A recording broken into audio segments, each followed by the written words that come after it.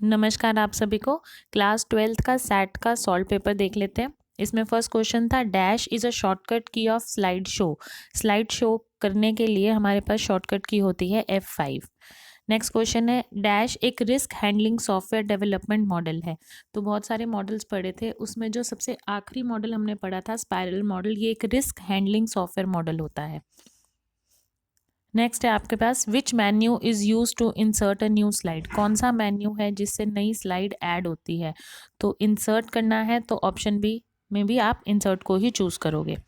Next है आपका dash is also known as clear box testing.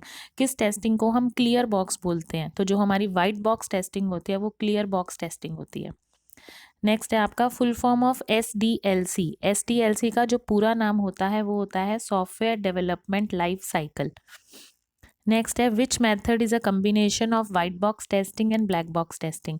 White box और ब्लैक बॉक्स मिलकर ग्रे बॉक्स टेस्टिंग करते हैं। अगर आपने वीडियोस अच्छे से देखी हो तो बहुत अच्छे से तीनों टेस्टिंग एक्सप्लेन की हुई हैं।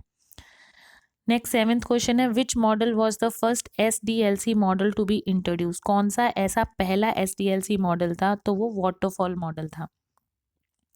नेक्स्ट आपके असर्शन और रीजन देख लीजिए। पहला है कि वाटरफॉल मॉडल एक लीनियर सीक्वेंशियल मॉडल है, मतलब लाइन बाय लाइन चलता है, जहाँ पे एक फेज कंप्लीट होने के बाद मतलब पूरा एक काम पूरा होगा तभी वो दूसरे पे जाएगा। हाँ जी, ट्रू है ये बात। नेक्स्ट रीज़न दिया हुआ है क्योंकि waterfall model allows for iterative feedback. Iterative feedback का मतलब होता है कि एक फेज काम किया, उसमें हमने फीडबैक ले लिया, फिर उस पर दोबारा काम किया, फिर उसको पूरा किया, फिर उसके ऊपर दोबारा गए, फीडबैक के हिसाब से काम करना। पर वाटरफॉल मॉडल में ऐसा नहीं होता। वाटरफॉल मॉडल बहुत ही रिस्ट्रिक्ट मॉडल है, वो अपना हर एक मॉड्यूल कंप्लीट करता है और एंड में यूज़र को देने के बाद ही फीडबैक लेता है।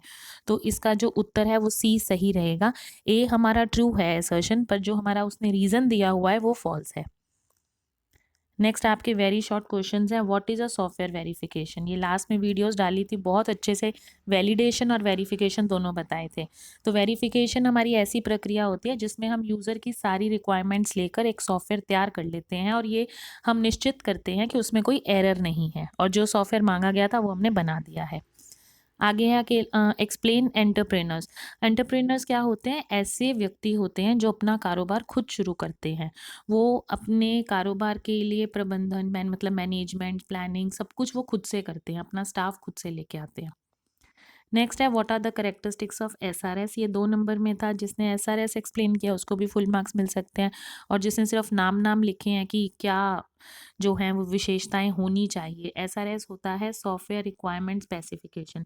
सॉफ्टवेयर बनाने से सबसे पहले दस्तावेज तैयार किया जाता है। आपका सॉफ्टवेयर क्यों बनना है, क्या कारण है, कहाँ कहाँ चलेगा, कितनी लागत लगेगी, कितने टाइम में बनेगा, ये सब SRS में होता है। तो इसकी करेक्टरिस्टिक्स क्या होनी चाहिए कि SRS आपका कंप्लीट होना चाहिए, मतलब संपूर्ण होना चाहिए, करेक्ट उचित होना चाहिए, क्लियर स्पष्ट होना चाहिए और एक्यूरेट होना चाहिए।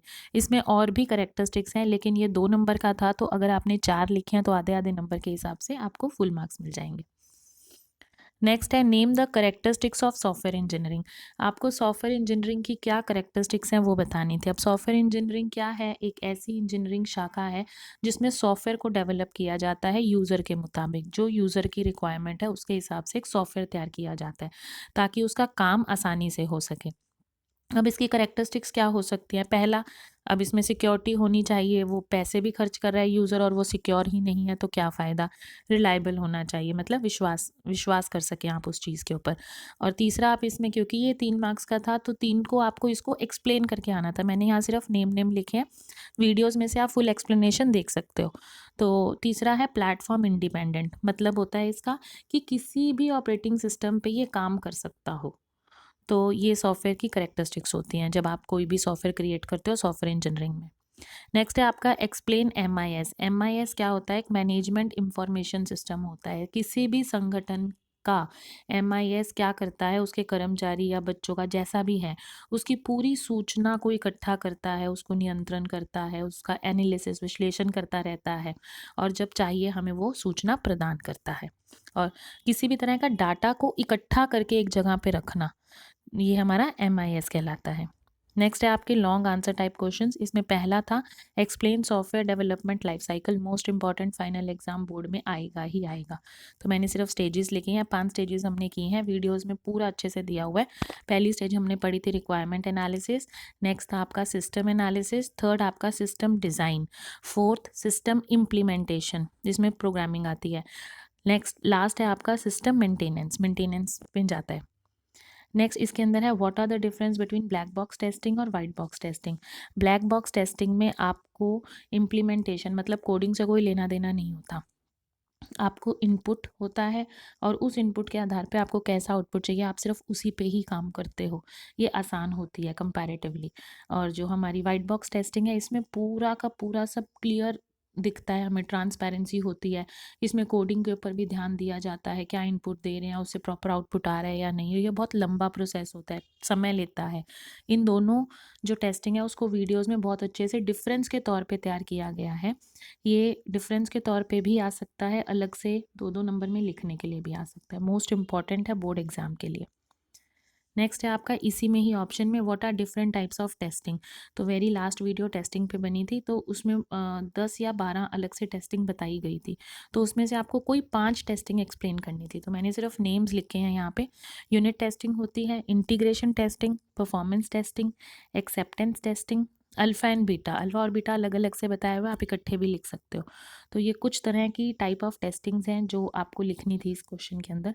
आप इसको कंप्लीटली बहुत अच्छे से वीडियोस से तैयार कर सकते हो और ये सभी क्वेश्चंस आपके board exam point of view से इम्पॉर्टेंट थे। Thank you.